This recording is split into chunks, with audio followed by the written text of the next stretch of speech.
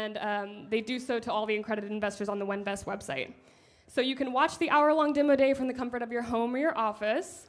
And Barbara Kokoron from the hit show Shark Tank, who is an advisor for Onevest, has also spoken about her experience as an angel investor on the Onevest website, so you can watch that as well.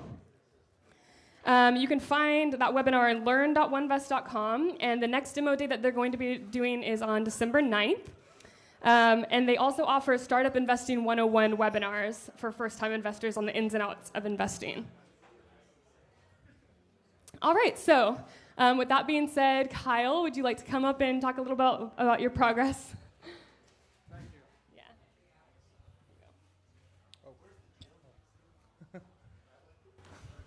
Hey guys, my name is Kyle Samani. I'm a co-founder and CEO of Pristine. I interacted with the folks at Onevest probably starting back in March timeframe. They were still rock the post at the time. They were really pretty helpful in getting me up and running. I had raised some on AngelList, some just through networking, and then the Onevest folks helped us raise probably an additional $75K or so in the spring timeframe. We did one of the very first webinar kind of pitches. It went really well. They manually facilitated all of the introductions to all the following investors, and I think of the 5 that kind of originally expressed interest, 3 of them ended up investing. So pretty good hit rate. It was a pretty good use of my time in terms of hours to dollars. So for early stage folks, I couldn't recommend it enough. Since then, now we've gone on to raise our Series A of 5.4. We just signed our 27th customer this week. Revenues are growing quickly, and we'll be at 33, 34 customers by the end of the year and about 22 employees. And we got our own office too, so company's doing well and having a lot of fun growing. Couldn't have done without the Onevest folks. Thank you guys. Thank you, Kyle. Cool. So let's go ahead and give. I want to give the sponsors a chance to come up and talk a little bit about the different organizations that they represent. We have 3 community partners for this event. The first one is the Central Texas Angel Network, and we have Mark coming up to say a few words about the CTAN. Hi guys, my name is Mark. I'm with CTAN. We're the largest angel investment network in Texas, and we're the 3rd largest in deal flow in the country. Our organization was founded in 2006. Since then, we've done over $50 million in over 100 companies across every industry. We've also grown our network to over 130 members. If you're an angel investor looking to increase your deal flow, or if you're an entrepreneur looking to raise funding or looking for mentors, come talk to me after the event. Thanks. Thank you, Mark.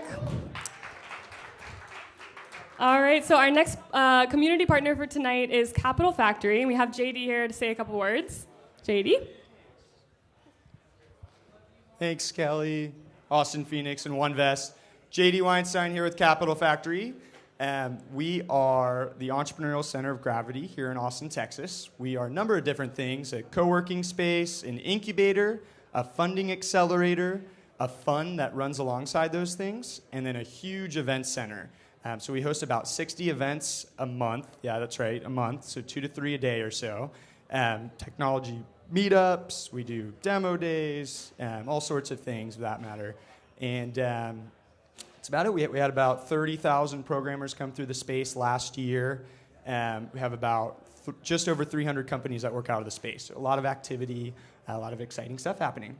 Thanks again, and kick it off to the next. Thank you. All right, our final community partner for tonight is AngelSpan, and we have Joe Malam here to say a couple words about AngelSpan. Thanks, Kelly. AngelSpan provides investor relations services for startups. Post-funding, if you've been successful on Onevest or with CTAN, entrepreneurs get very busy spending that money and oftentimes push investor relations to the side.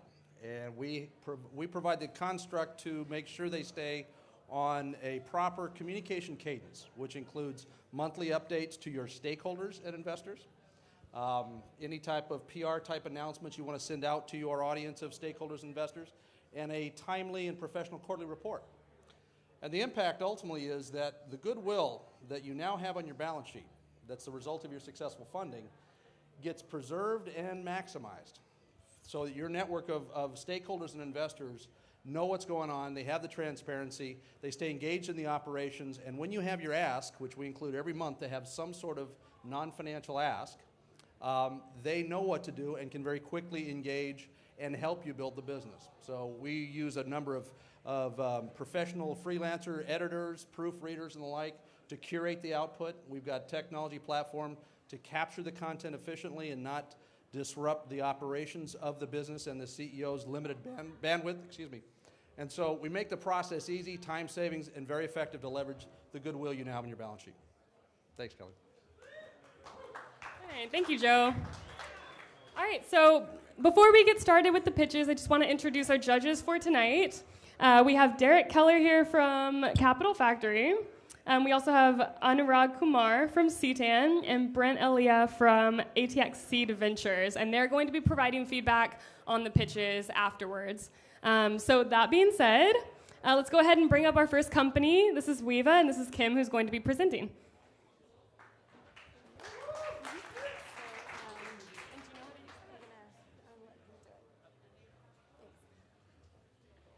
Hi, I'm Kim Gorsuch, and I'm the founder of Weeva.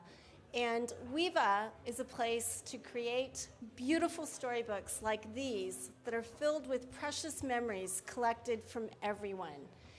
And I want to start tonight with a pop quiz. What has been the most important day of your personal life so far? Was it your wedding, maybe a birth, maybe a loss of someone that you really love, or maybe it was your first successful company? And now I want you to think about how clear are your memories. Are they crystal clear, as if it happened just yesterday, or is it fuzzy and getting fuzzier all the time? So, unfortunately, we all know the answer. The good news, though, is that it doesn't have to be that way. What Weeva provides is a way to collect stories from everyone online and to do it with the people who were there to help create the memories in the first place. What we have is an online system that is like really easy, very collaborative, and private, as in you have to be invited to participate. And then once you've collected your stories, Weeva, turn them into these beautiful books. This is an anniversary book, and it has 30 contributors. You see inside that it's filled with stories, not just photos. This book has 45 writers, and they age from 3 to 85, so it must be easy, right? And then this book was created as a fan book for Leonard Cohen, and we had 229 participants from 9 countries writing in 4 different languages, and it was awesome. We have a very easy 4-step process. Basically, somebody decides to begin to write a story. And then they invite their family and friends to join them. And those family and friends do, and everyone just adds their favorite memory. And all it takes is one. And then pretty soon you have this giant collection, and you say, we're done, and you order your book, and then Weeva turns it into a masterpiece. And the people who contributed to the book feel like heroes, because this is the reaction that they get. This is our very first customer. They were completely blown away by what people wrote about them. It's like getting 50 love letters all at once. But it didn't just work with them, it's worked with every single book we've delivered. And it doesn't matter if you're 21 or 75, everybody loves to get their Weeva book. You might be thinking, wait a minute, this already exists. But it doesn't. There are people who do photo books, right? But we do stories. There are other companies that focus on written words. But they're single author, and we are a collective. There's Ancestry.com, and they've got facts, but we have narrative. And then there's Facebook, and they're just not meant to be preserved, and we are. So we see a very big market. We focus right now on 3 segments, but there are definitely more. The first one is major life events, all the celebrations that we've already talked about. And then there's this wide open space called emotional care, which really goes after bereavement and also critical illness. And there's nothing at all that even resembles Weeva. Third, there's community like Make-A-Wish or Livestrong or sororities or schools, and they all have needs to capture their collective experience. So when you add it all up, there's at least 64 million events every year in the US alone, and that impacts millions of people. And they spend at least $12 billion commemorating their experience. So Weeva launched in March at South by, and we have grown about 600% since then, and mostly by word of mouth. If you think about what it takes to scale this business, we focus on finding the person who will start the project, because they will turn around and invite the participants. And our median tapestry is about 35 participants, but we've had some that have easily ranged into the hundreds, and we're starting to see that happen more and more often. So one person can bring hundreds. And then, once people accept the invitation, we know that about 60% of them will add a story, and usually 2 or 3 paragraphs. And then from there, anyone and everyone can buy the book. And the books are priced between $75 and $300. Our average order size is about $264, which, by the way, is 3 times what we thought it would be. And it looks like we're going to trend up double or triple that in the future. But the best part is that one project begets others. In this case, Sean's 21st turned into 4 projects worth almost $1,400. So Weeva needs to be great at 4 things. The first thing is online collection, which is where we have focused mostly to date. And we have a very good system that we are continually upgrading and improving. We also need to be able to produce these beautiful books, which right now we do handcrafted. And part of what we'll do with our investment capital is build the back end that makes that process a lot easier. We will always partner for publishing and also distribution. There's no reason at all for us to publish the books. We design them, we facilitate them, but then we partner. And then last but not least is customer acquisition. Our brand will stand for connection and meaning and beauty in people's lives, which PS is what we do right now today. We have a team. So far, we have focused mostly on product, and we look to improve that product every single day. We will soon begin to add marketing people as we go after awareness and growth. My own background is quite diverse. For example, I ran strategy and M&A for LendingTree and was one of the people that helped them grow from $200,000 in revenue to $750 million in about 5 years. So that's our story. Thank you for listening. We would love to hear your story. We are raising a convertible note. It's about a $500,000 round. We're about halfway there. And we're looking for investors who want to make a difference in people's lives while also profiting financially. Thank you.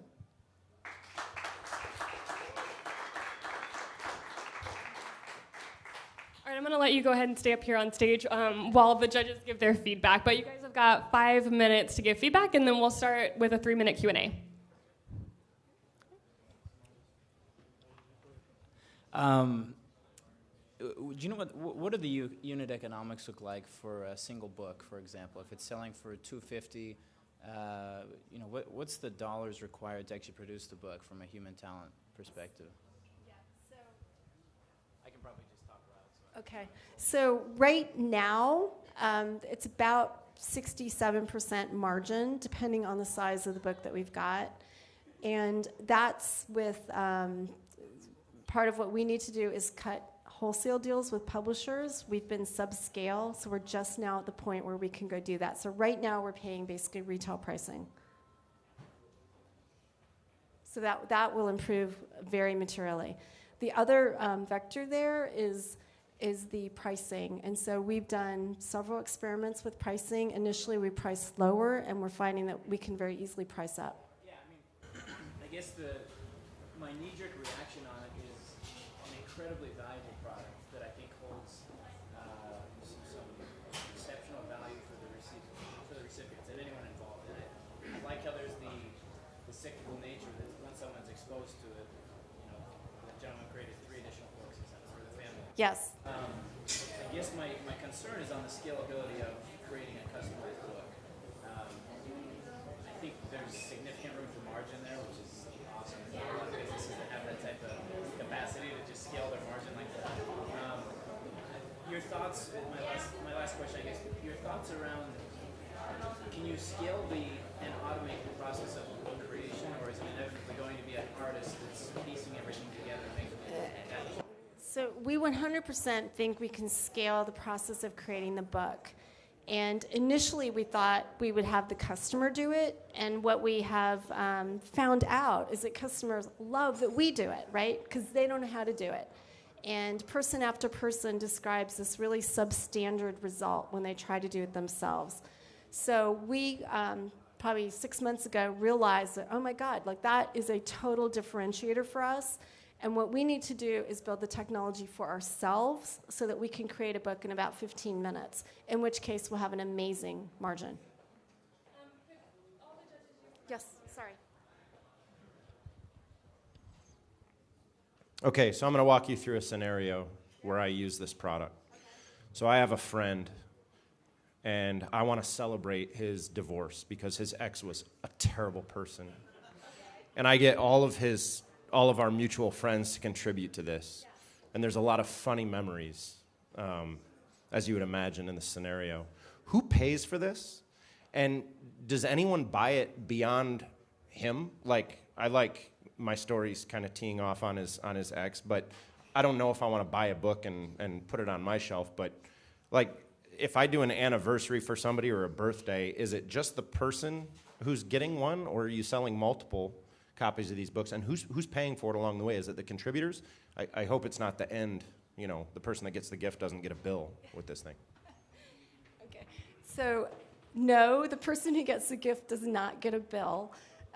Usually either it's one person who steps up to organize the payments across other people. So in your case, it would be asking probably people to contribute like $25 or whatever to buy the book.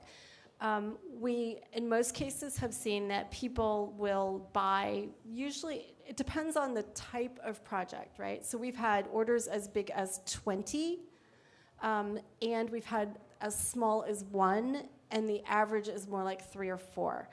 And so, for example, this book, Sean's 21st birthday, they bought one for grandma, one for Sean, and one for parents, and that's pretty typical.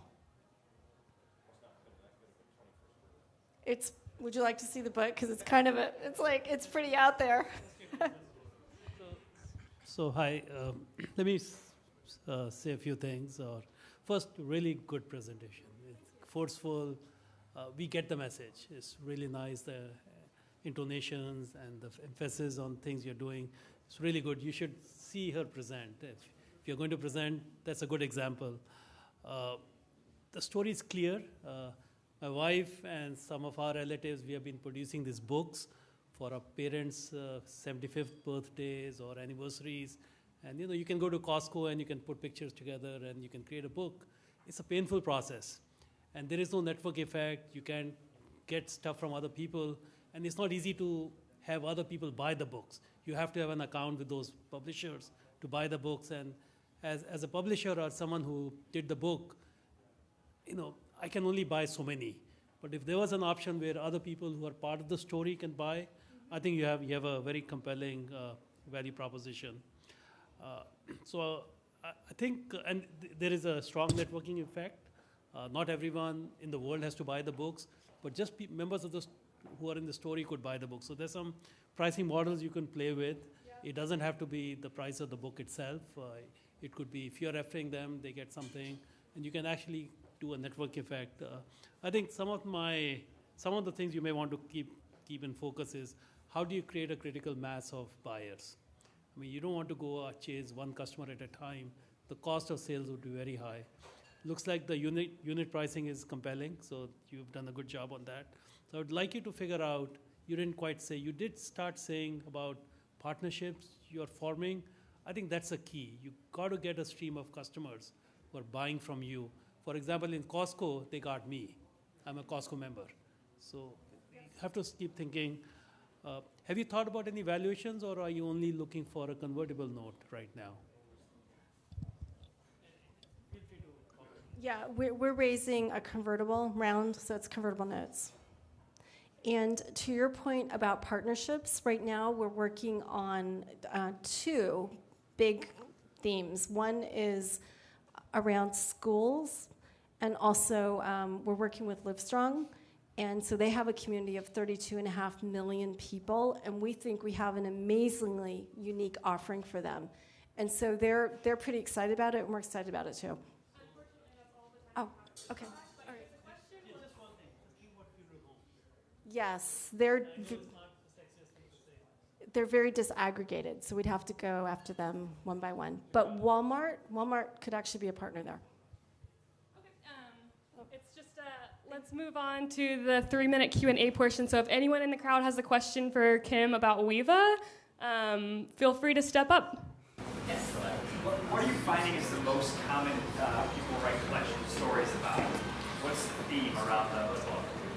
So what's happening is, one of the things I meant to mention is we're seeing good acceptance across a variety of uses. So we have done a number of anniversaries, birthdays, anniversaries, and right now we've got like 5 memorials in process. We also are seeing corporations basically using Weeva for culture books, which any company that is culture forward finds that really interesting. So, I mean, that's kind of the amazing thing, is the breadth, and the technology works in all of those cases. Yes. Since a lot of the cost would be at the beginning of making the actual book, did you think of maybe reducing the cost of the second and the third copy if people want to buy multiple books? We do that. Yeah, so you're totally right. So for example, this book, if you buy 1, is $100. If you buy 3, it's $150. If I can, maybe another question. Yes. Do you have the option where the different participants can also co-pay for the book? Is that a possibility? So yes, and Tuscan Knox, who's right here, he runs our product team, and we're totally looking at adding a fundraising widget that would let people co-pay, but also we have quite a few communities who want to be able to use their story process as a way to raise funding. So, for example, Tapestry Dance wants to be able to do that. The other thing that we're doing in partnering with schools is we will price the books with them so that we can rebate, $10 to $15 per book back to the school. And we think that gives them an incredibly powerful fundraiser, and at the same time, gives everybody a reason to participate. Yes? Have you ever thought about class reunions? Yes, we certainly have. And yes, that we've got one in process right now. That's kind of the amazing thing is that customers come and they figure out how to use it. So we have people doing journals, we have years in review, we have reunions, we have all kinds of things. Yes? So print is definitely core. What about digital offerings? So the tapestries are digital. So if you wanted to go right now and look at one of our public tapestries, so we have one for Capital Factory Stories, we have one for Leonard Cohen. What am I missing, Tuscan? Yeah, Make-A-Wish is there. So you can go, and right now you can read all the stories in those public tapestries. So the online is already there, and what we think, though, is that people love these books. Anybody who gets one immediately goes like this. They hold it to their heart, and they don't let it go. And it's there's something about the physical tangibility that people really love. And I know it's a little counterintuitive for this. Yeah, and I completely agree that for a lot of people that's going to resonate, but for some people they'll just want maybe a digital version. Yeah. So I think we're probably going to get to the point where we're going to sell a digital version. Yes. Like maybe it's Flipboard, maybe it's PDF. Okay. Thank you. That's all the time we have for questions, but there is going to be a short period of time to network after the event, so feel free to come up to talk to Kim afterwards. But we need to move on with the presentations. Thank you, Kim. All right, the next presenter is JC with Cloud9. We're ready for you. All right. Hey, everyone. Yeah, great. I'm JC Adams, founder and CEO of this company called Cloud9. We are innovating in the mental health space. And the reason is because this is a long neglected segment of healthcare. And also we don't talk about it much in Western culture. If I were to ask for a show of hands in the bar as to who's seeing a therapist right now or taking psychiatric meds, that'd be kind of awkward. So in this day and age, we keep that to ourselves because of stigma. However, with numbers like this, 1 in 4, it's hard to ignore the prevalence of this in our society. And it's getting worse, and you're going to see much more about this in the public discussion. So financially, we spend about $150 billion each year on mental health care. However, the comorbidity cost of chronic physical illnesses that are tied to mental illnesses cost us $420 billion each year.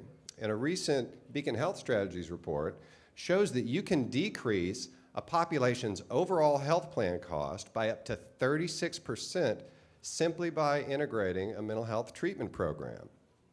So why is this? The fundamental answer is that the mind and the body are connected and guess what? Mutually dependent upon one another for overall health. So stress can lead to heart disease, anxiety, asthma, Alzheimer's. Depression can lead to chronic fatigue, obesity, diabetes, and so on. So it's amazing how modern healthcare has missed this connection for so long. And then finally, the market's changing so that the patient is now at the center of this collaborative care model. And what's happening is mental health is emerging as this critical component to reducing overall costs and improving patient health throughout populations. So there's also a void of technology. This industry's neglected technologically. There are not a lot of solutions out there. So we've developed the Cloud9 mental health app. And this is primarily an enterprise solution for hospitals and providers, but absolutely the patients use it, as you can see in these screenshots. And design is one of our core principles. In order to get through that stigma I talked about earlier, we need to make sure it's attractive, easy to use, and whenever possible, fun. To highlight our components, we start with the ability to intake and assess the patient. And in mental health care, believe it or not, this is still done with pencil and paper in a waiting room. So we do this digitally, it's mobile, it's gamified, and you do not have to have an appointment to check yourself in. And then we need routing and oversight to efficiently connect patients to the right provider that fits their needs. And then if they want to meet with that provider, not in person, they can use our app to have a video session remotely on the device from the comfort and privacy of their own couch. And what's really interesting about our platform is also our behavior data. This is like quantified self. The patient or just a consumer can track their emotional and mental states over time and through the device or getting data from wearable sensors like my smartwatch here. And then we need data analytics to make this information both meaningful and actionable for the patient and provider. And then we need enterprise integration. This has to be a turnkey solution for hospitals. We need to integrate with the leading EMRs, e-prescribe systems, and hospital systems, and our team has done this. So, whoops.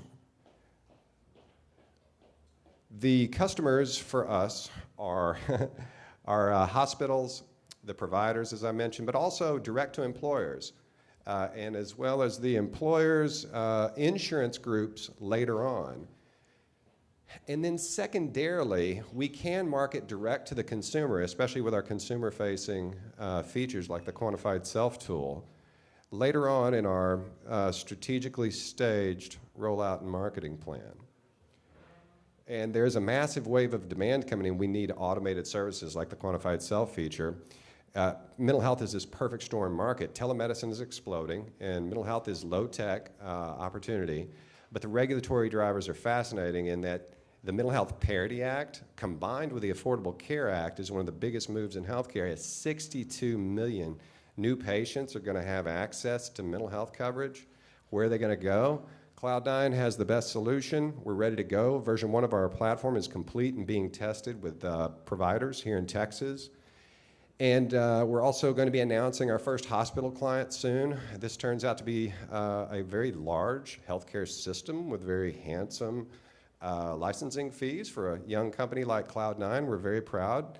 So we're raising a $1 million seed round to finish out the product and also apply some of that to sales, general, and administrative.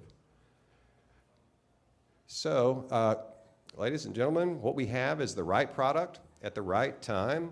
We have an all-star team with tremendous healthcare experience. They've done this before. And I can answer any of your questions afterward, but my question for you is, what can we do together to bring peace of mind to the world? Thank you.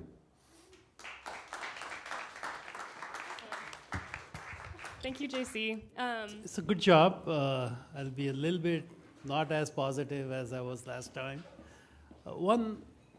Think of them as positive feedback. One is, it took you a long time spend a lot of time just talking about the market. You're trying to educate the customer or the audience. And if you have to spend that much time telling the audience what the value is, it takes away time from actually discussing what is the value prop. So just think about, how do you quickly engage them and then talk about what you're doing. It seems like a little bit of a services play. I don't know if it's a product idea or it's a services idea. It's a great service idea. Go to a hospital, have them a way to engage their clients with them, and integrate in the back end with all the record systems and all that. So it seems like a little bit of a services idea. So have you actually found a customer or a hospital who's going to buy this from you? Yes. So that's where you may want to spend a little bit more time on, get a few wins under your belt. They're going to pay for this. I mean, this is a great solution for them to be able to engage their patients with them. Right now, there is no way to do that. I'm in services business myself, and we just built a very nice mobile app for MD Anderson for a different system. So I know those guys are money, and that's where you need to focus on. I would have liked you to spend a little bit time on the team, on the number of hospitals you could sell to. It doesn't matter how many mental health patients are there.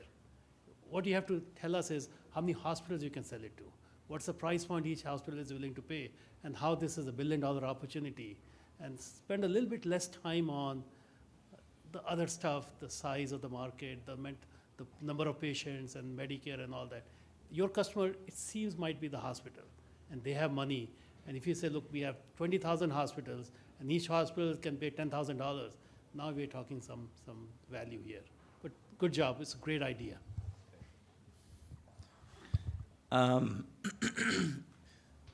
One question I had was, when I heard enterprise, I'll be honest, I got a little shaky in the knees. For seed capital, it's a big solution.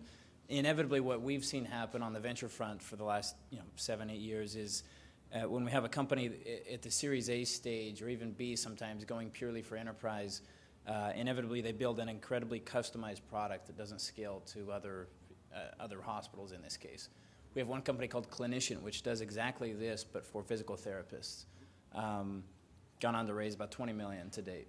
And it took about 6 years to realize that enterprise wasn't the best route to go off the bat, and a lot of money. So anyway, every case is unique. I'm not saying that's not possible. But I do get, as an investor, definitely get get a little eerie when I see enterprise as a target. So I'm sure that's not your primary and only focus, but I did want to hear, what are your thoughts around the market opportunity? How many current customers do you guys have right now? And I'm not talking about consumers, but talking about, you know, potentially paying customers on the hospital or clinic side. Yes, the addressable market, there are about 150 or so health systems the size of MD Anderson. That's going to be our first client, is a health system that size. We started with a pilot program of 30, yes, thank you. We started with a pilot program of 35 providers here in Texas, and our first approach was to go after the providers and digitally market to the individual therapists and counselors. And we decided to focus first on our enterprise strategy to lock down these key healthcare institutions before we start to market to patients and providers. And consumers would need to come later, as there's going to be a real shortage of mental health care providers. There's roughly 500,000 in the U.S., and 62 million new patients on their way. So we're going to need these automated services, and those are the components that we would use towards our consumer model later on, the automated. Well, I guess just a quick follow-up on that is, so just a quick follow-up on that is, with our company Clinician, for example, we saw the sales cycle in enterprise was exceptionally long, 12 months plus. And, you know, physical therapist. Anyway, I guess the one direction I would push you, I'd love the messaging. I guess the one direction I would push on, and happy to circle post-game on this, but their sweet spot was inevitably closing practices with 5 to 25 practitioners. And the good thing, once they figured out the model, all they had to do was sell. But it was crystal clear, their roadmap. All they had to do was go sell, sell, sell. The product, you know, worked and did what it was marketed to do. But they had to pursue and close clients of that scale before they could go. They didn't want to go downstream to single players, single practitioners, nor upstream due to the customized nature of the service rendering. So anyway, that would definitely be a sweet spot where I've seen be effective in a similar healthcare space. So. Great feedback. Thank you. So one of the biggest differences between socialized medicine, like if you go to Canada or Europe and the United States where clinicians bill for their services, is that taking an approach for any medical device or any type of healthcare provider, when you take the approach in the United States that, hey, we're going to save you money, that's kind of a nebulous figure for them. They want to know how you're going to help them drive revenues. How are they going to be able to bill for services provided? Because saving money, you know, you tell that to a doctor or provider and they're like, I mean, they're not responsible for that, but what they are responsible for is billing codes, right?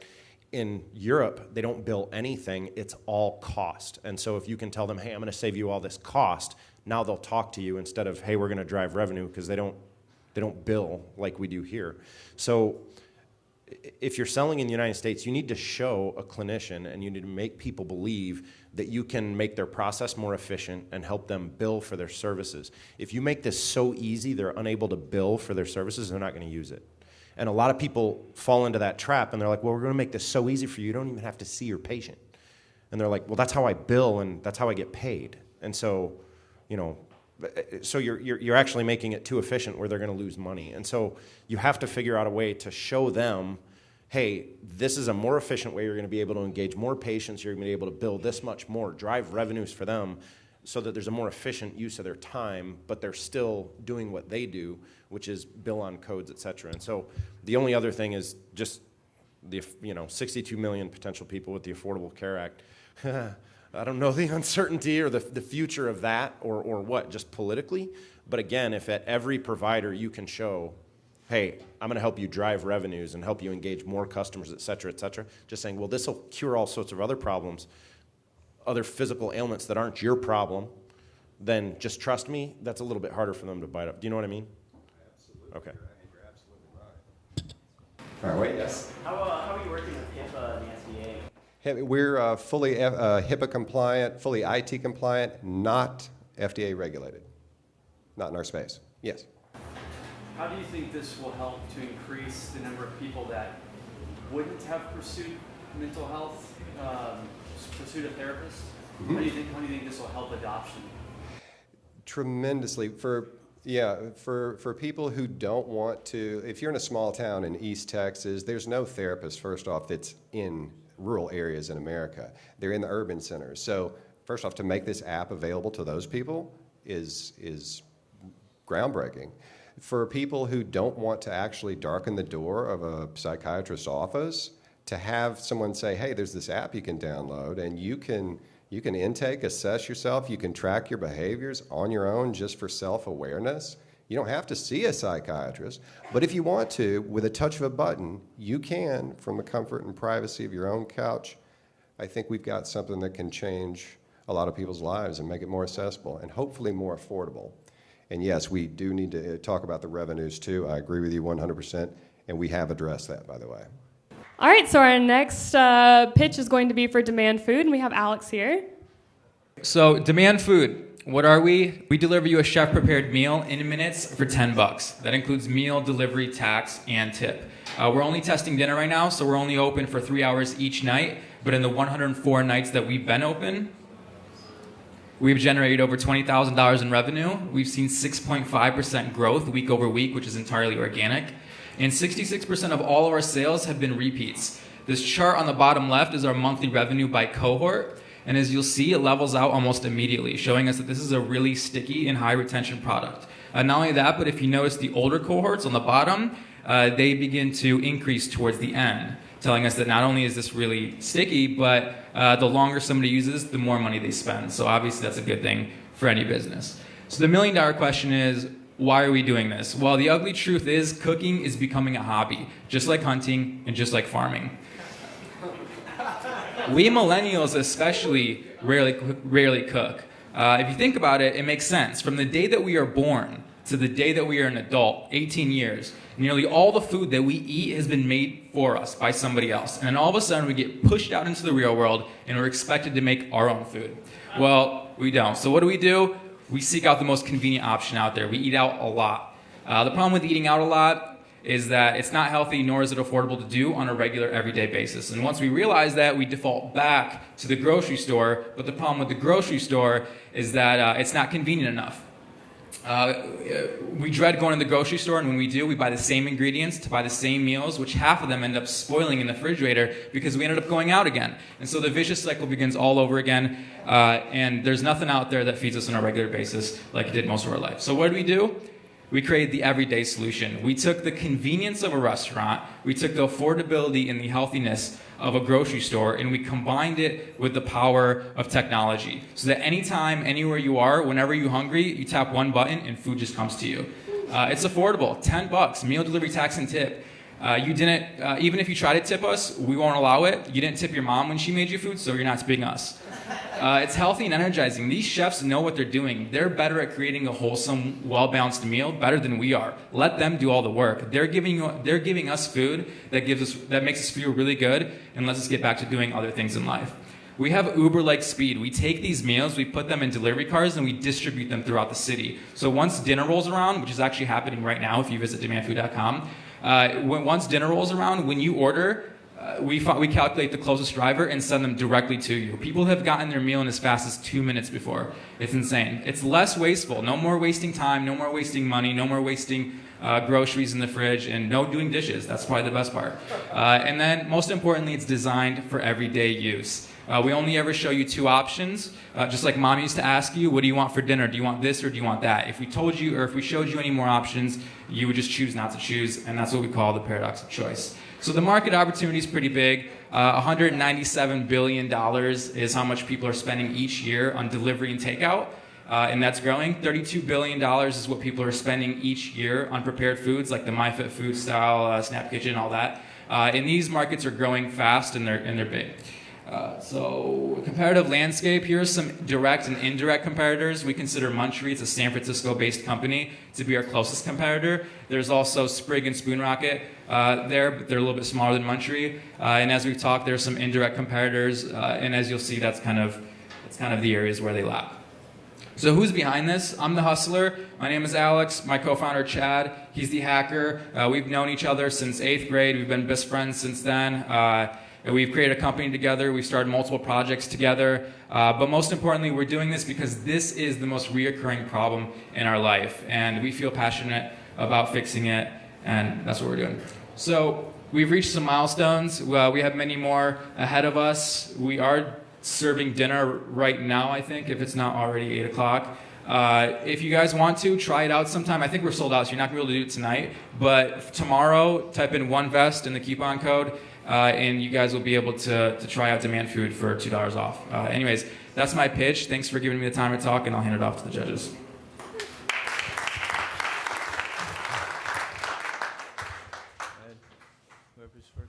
I can use some food right now.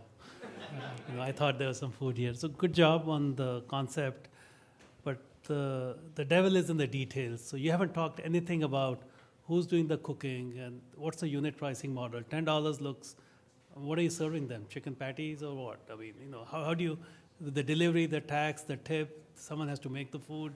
So, I mean, it sounds too good to be true. Yeah. So tell us a little bit more. I mean, unless it's a secret you don't want to share with anyone here. Oh, absolutely. No, the reason why I didn't go over those details is because I was hoping somebody would ask me, and I had it. Okay, so it is $10 a meal, delivery, tax, and tip. The way that this works is we're getting rid of a lot of inefficiencies. When you go to a restaurant and you pay for a meal, very little of that money that you pay for actually goes towards the meal. It only costs about $1.50 to $2 to make one of these really delicious, wholesome meals. And so we're getting rid of all the overhead costs of a restaurant and just focusing on what people care about, which is the food. And so it only costs about $1.50 to $2 to make the food. We've partnered with chefs. Now what we want to do is we want to become a platform for any chef to come onto our platform and cook for free. And then we take a commission off of every single sale that they make through the platform. So it's about $1.50. So the unit economics, it's about $1.50 to $2 to make the meal. We give $3 more to the chef for a profit for each meal. And it's about $3 per delivery driver, so that gives us $2 in wiggle room for each meal.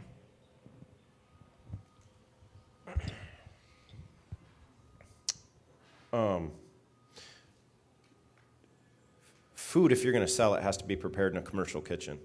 Is this, I hope, happening? Okay. So then, based on what you said, people are preparing this food. You're putting it in. You have a storage facility or something that you distribute out, and then people kind of wait, kind of like Uber drivers do, and then you order food and they deliver it. So I have questions about the scalability of that, because as you roll into more markets, you just need more people and more kitchens. And I had other questions too, but I'm just trying to get my mind around the drivers being out there. And then just 2 pieces of feedback before you address that. Always start with your problem statement. Don't give us like, well, this is who we are, and this is your problem statement was like slide 3 or 4 or something. Yeah. Move it to number 1. Start with the problem. Tell a story. And don't use pastels or light colors. You just can't see them. If you're looking, you're turning, you're craning. Don't use pastels. Use real contrasty type stuff. But yeah, and I'll follow up with some more questions. But the scalability, if you can talk about that. Yeah, so what we have, all the food is created in a licensed commercial kitchen. We partnered with chefs to create them in their own catering kitchens right now. But when we have a lot of chefs that want to cook on our platform, but the biggest problem that they have is actually finding a commercial kitchen that's worthwhile. It costs $22+ per hour to cook in a commercial kitchen, and that doesn't include all the fees that they have to pay on top of that, the insurances and all that.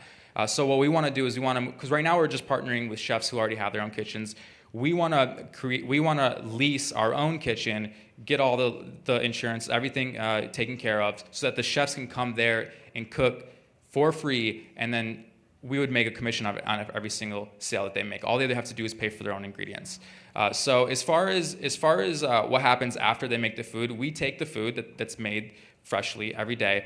We take the food, and when we put them in delivery cars, these cars have climate control coolers, and so they stay fresh. Now, originally we started serving it hot, but what we found with a hot bag that's electric, that you plug into the electric outlet, the cigarette lighter. The problem that we found is that every minute that went by, the quality just kept dropping. So what we did is we took one step backwards. We're now serving it chilled, which requires a quick 2-minute warm-up. But we see it as one step backwards, but 3 steps forward, because now the quality goes up. Our chefs can use much more ingredients. So now we have coolers in each delivery car that keeps the food cold. Just like MyFit Foods. MyFit Foods can keep the food for 3 days in a cooler, and we can do the same thing. And so we have 3 days to actually sell it, but almost every night we sell out. So we have more opportunity to sell the meals in the future on different days. And so that answers that question. Were there any? Okay. And then sorry about the pastel. I mean, it looks a lot better on a different TV, but you're absolutely right. I'll take that. I'll take that.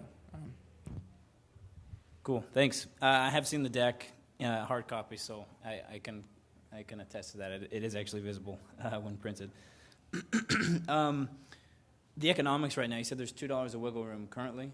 Has that been the case with the $20K generated to date, profit, or the revenue? Yes and no. About 15% of the 104 nights that we've been open, we've been profitable. Another thing is, depending on how fast we sell out, in the absolute worst case scenario, if everybody orders one meal, then we break even at 75 meals per night.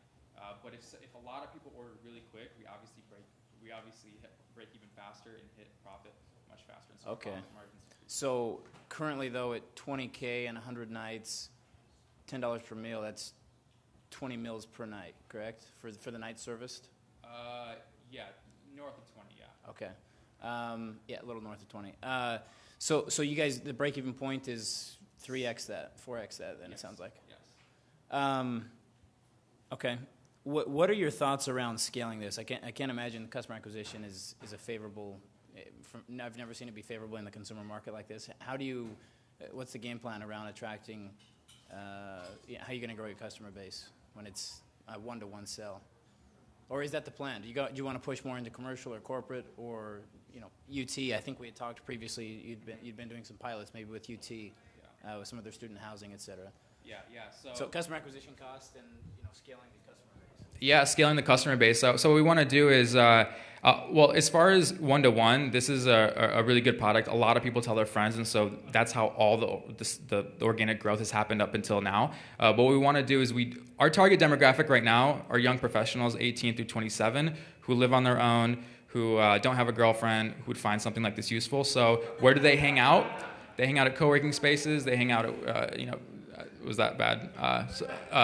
So anyways, we just go and partner with co-working spaces. That's one way to tackle more. We definitely want to test out the college market too. But what we have is a really healthy option. And what we found with experimenting with the college market, partnering with these student housing complexes, is that to them health isn't that important yet. It isn't until what we're finding until after they graduate from college that they realize how important healthy food is. As far as customer acquisition, right now it's one-to-one, and we're early, so we're trying to find creative ways. One follow-up on that. I find it very interesting that 2/3 of your customers are repeats. Yeah. And very compelling argument can be made for a membership service on a weekly or monthly basis, right? Mm-hmm, yeah. Meals 3 times a week. Sure. Is the exploration? Have you guys taken much steps in the way of exploring? Memberships. Yeah, right now we are actually rolling that out right now. All the retention right now has been completely non-membership based, and they're just going to the website every day, ordering, or going to the app. We are right now working on subscription models to keep them longer, and which a lot of people have shown interest in. We only have time for one question. Okay, that's fine. So whoever has a question? Let's talk flavor. Is it any good? I would, if you live here, just try it tomorrow and then tell me. It's delicious food, I promise you. The thing is, our chefs focus on the food, right? It's better than restaurant food because, seriously, yeah, it's better than restaurant food because the chefs are focusing on the food and they don't have all the overhead costs involved All right, thank you, Alex. Good job. How's everybody doing tonight? Doing all right? Okay, before I get going, before I even introduce myself, I want to recognize a couple women here who are fearless entrepreneurs First of all, Kelly, it takes a lot of guts. I'm a former journalist. To go in head first into journalism in this market and actually produce something really solid. Can we get a round of applause for Kelly? That was weak. I said, can we get a round of applause for Kelly for organizing an event like this and having a solid group of people here? One more, Christine Chen. You actually are my inspiration. So some of you in the room may know me as this guy who spams Facebook. I learned it from Christine. And the reason is that I learned that you have to hustle to build your brand and do something that is against the grain. Christine graduated top of her class, basically, with an MBA from UT, and took what every MBA does and decided to be an independent filmmaker. So really, really gutsy individual. I look up to you every day. I can't thank you enough for giving me the guts to go do something half as impressive, I would say, if that. But really, thank you so much. Okay, so without further ado, I'm going to try and make sure I know how to use this clicker. My name is Dan Driscoll. I am here representing ReQwip. ReQwip is a marketplace for buying and selling new and used cycling, triathlon, and outdoor adventure gear. Basically, think of us as the kind of gear you would find at REI or a specialty bike shop, endurance or outdoor adventure sports. And for a lot of us, this is a picture that probably looks kind of familiar. Some of us recognize this image. That's probably our garage or our parents' garage. It could easily be condensed into our closet in some cases. Well, that brings up a person who I think is really important. Her name is Sally Jewell. Sally is the former CEO of REI and currently the U.S. Secretary of the Interior. And when she was nominated for her position at the White House, she made this offhand comment: most of us who are active in the outdoors have a garage full of gear. Wouldn't it be cool if we could get that gear into the hands of somebody that couldn't afford it, so then we could justify buying new stuff? Does that kind of sound like a familiar problem? How many of us actually are into outdoor sports or cycling, endurance sports? Yeah, so you all know the problem. You're gearheads. You always want the next thing, and yet you've already got 3 things just like it in your closet, and your spouse knows it. So we're trying to solve that problem. ReQwip is basically a seamless marketplace. It's equivalent to Grubhub or DemandFood. Yeah, so basically it is a seamless experience for uploading your inventory in your home so that other people who want it can buy it. We not only offer 60-second purchase and listing process, but we even offer delivery between buyer and seller. So how many of us have used Craigslist? Raise of hands. Okay. How many people have used eBay? And raise your hand if you think that neither one sucks. Okay, that's pretty compelling. Okay, so you get my point. What we add to it is vertical focus so that just like backcountry.com competes against Amazon, we have an ability to really compete with a focus that is authentic to our core athlete. So here's how it basically works. I take out my phone, really doing it right now. I open up the ReQwip app, boom. It's going to log me in automatically because I'm already logged into Facebook. All I have to do is point, just like this, and 60 seconds later, with photos taken inside the app, I'm going to be able to list an item, okay? So I'm going to actually reenact how this happens. This is an actual bike that was purchased yesterday on ReQwip. It was listed by a guy who coincidentally works full-time for REI. He was upgrading, he's a triathlete, he was upgrading to a better time trial bike. So he posted this for $475. This bike probably sells for about $1,200. He just posted it up there, and JC happens to have seen this bike. And so all he has to do is come visit me. He's hit reserve, so I'm going to be the seller in this case. All he has to do is check out the bike. He checks it out. What do you think? Do you like this? Pretty good? It's the size I promised? Yeah, it's a Felt S22. It's a really nice bike. Only 500 miles on it, which is nothing. Okay, so I say, JC, all I need is for you to either cancel the transaction and walk away, no questions asked, or if you want to get charged to your PayPal, just give me a 5-digit code. So what do you prefer? I think I'm going to take it, and I got my code right here. Okay, so all he does is he gives me the code, yes? It's 26153. 26153. I enter it into the app, and boom, I get paid through PayPal. You take the bike, he gets charged. We've done that with a pre-authorization, much like you did at a hotel. Okay, I didn't actually do that because I'm not going to charge JC $475 again. Okay, so you get the point. Moving on. Hopefully my slides keep up. We are ReQwip. We consider ourselves the game-changing marketplace for buying and selling cycling, triathlon, outdoor adventure gear.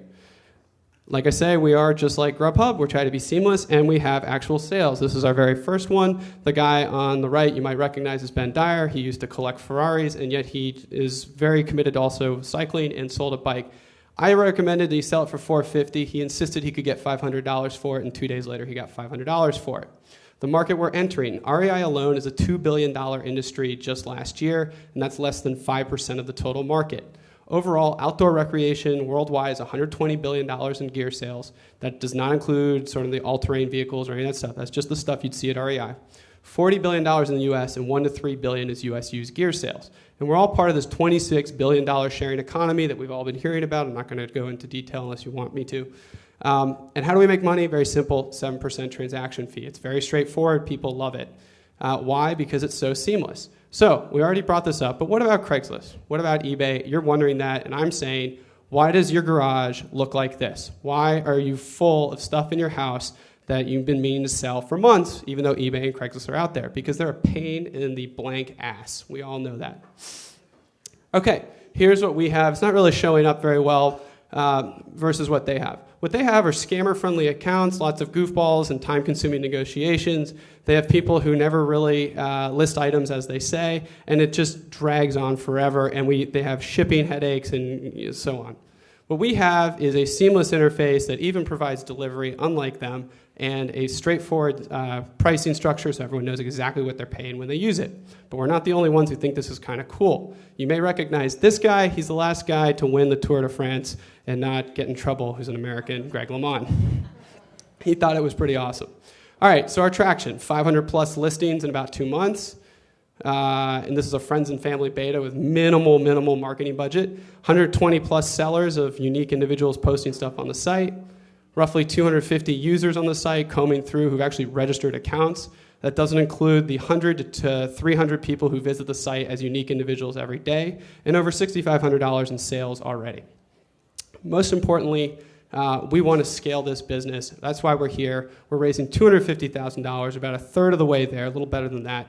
And we're looking for your help to help us change the way that sports, especially expensive sports, become available. Because how many of us got into a great sport like skiing, cycling, triathlon, basically when we were too old to really be good at it, because that's when we could afford it. We're trying to fix that. Thanks for your time. We have an awesome team. I'll point out they're over there. Albert is our CTO, Webby Award winner, made a beautiful interface. Caden's a former pro cyclist who also managed the Hotter in Hell.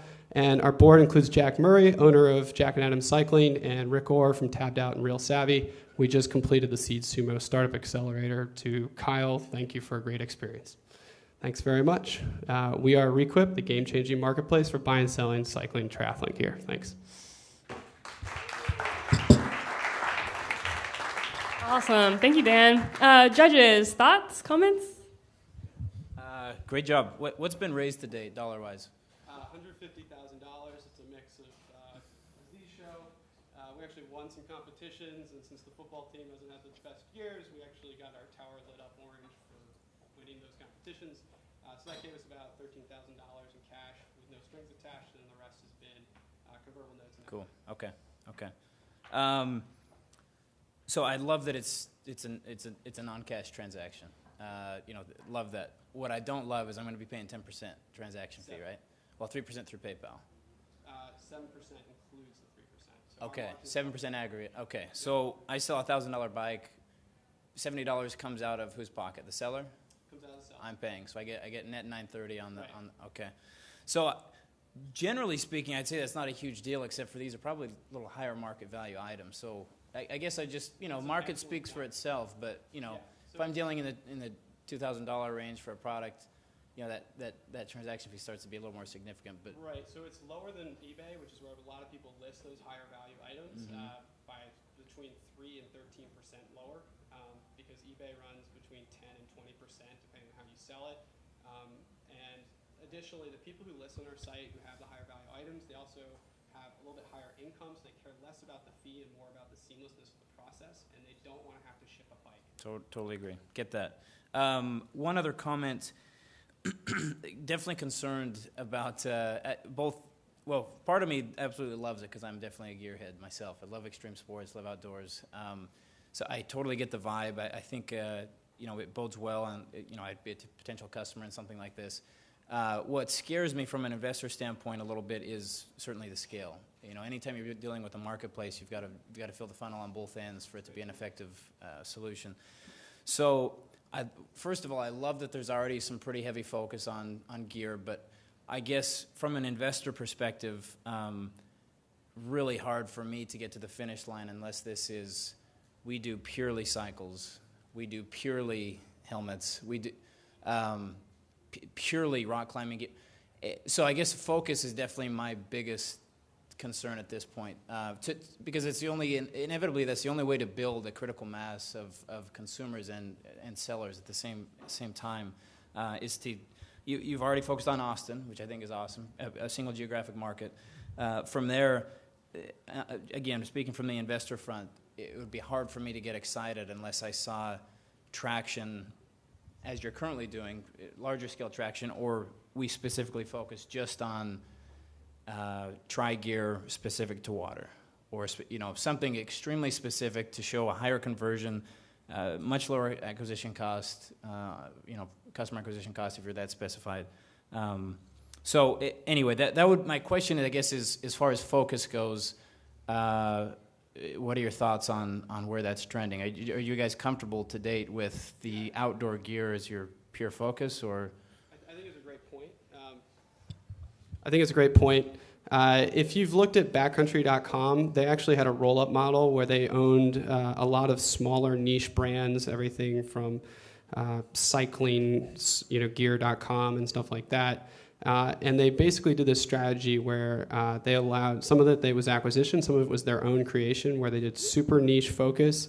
And then backcountry.com level, they had the same inventory in a broad sweep. We've started to sort of take experiment with that playbook because they're $1 billion a year in revenue.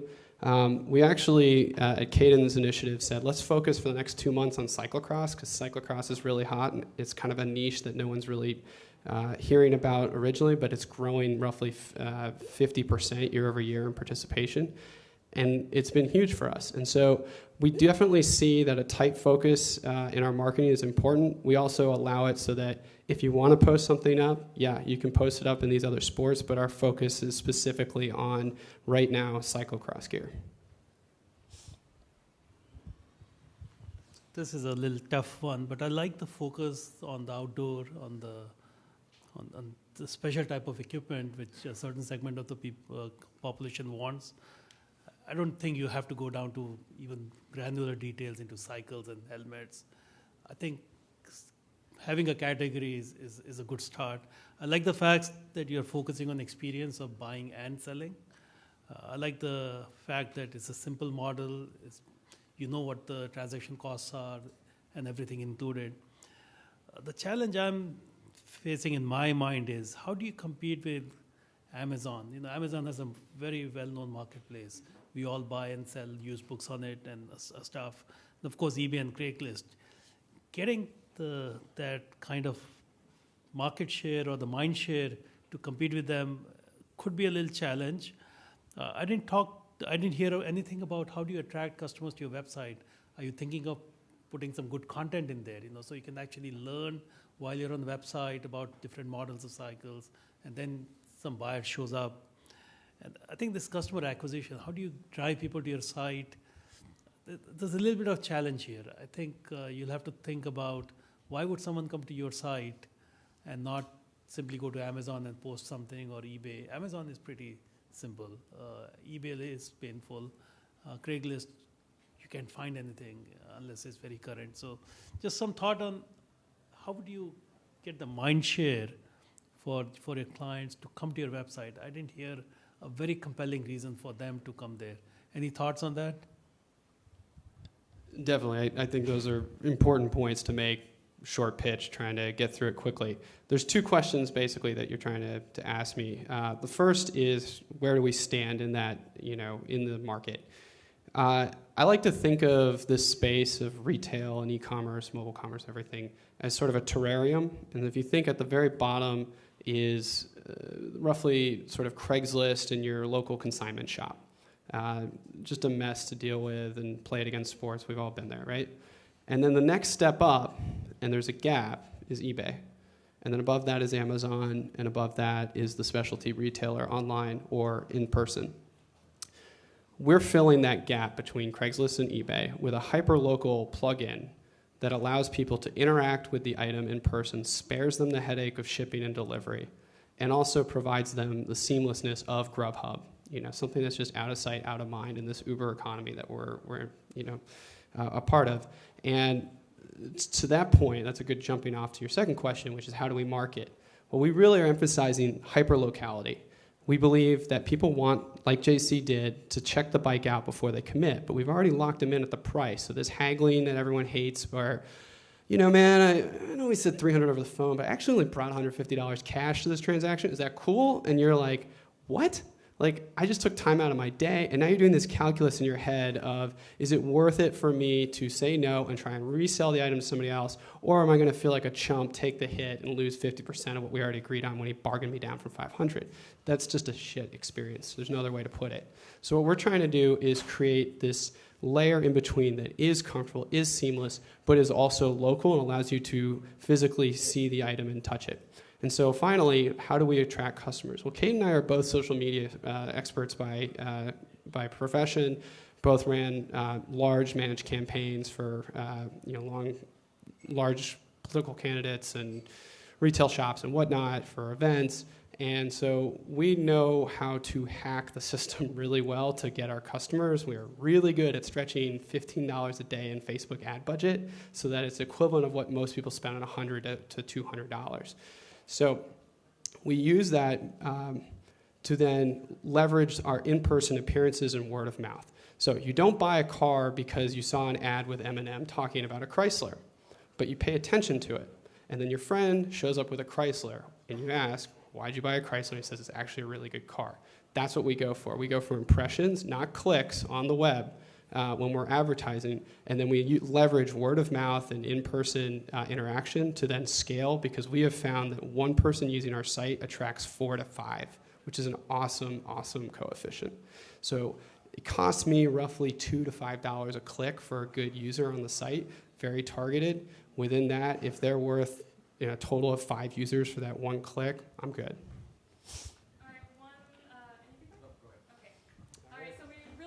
Time for one more question on this pitch. There it is.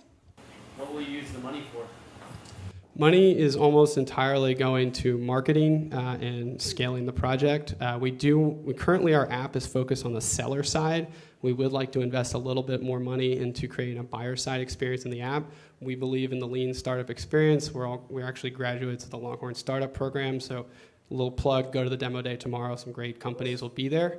And I'm saying that because they taught us how to run lean and prove that you only need to use or create the bare minimum before you invest money in it. So we're raising money for a little bit to improve our app on the mobile side and a lot to improve our marketing and just validate that this thing will catch like wildfire. Very lean company. You might have seen an article we wrote about how we drive Uber to pay for marketing, literally. Cool. Thank you, Dan. All right. Well, that wraps it up for this evening's presentations. Thank you guys for coming out. Can I also get another round of applause for our judges over here? Awesome job. Thank you guys for volunteering your time.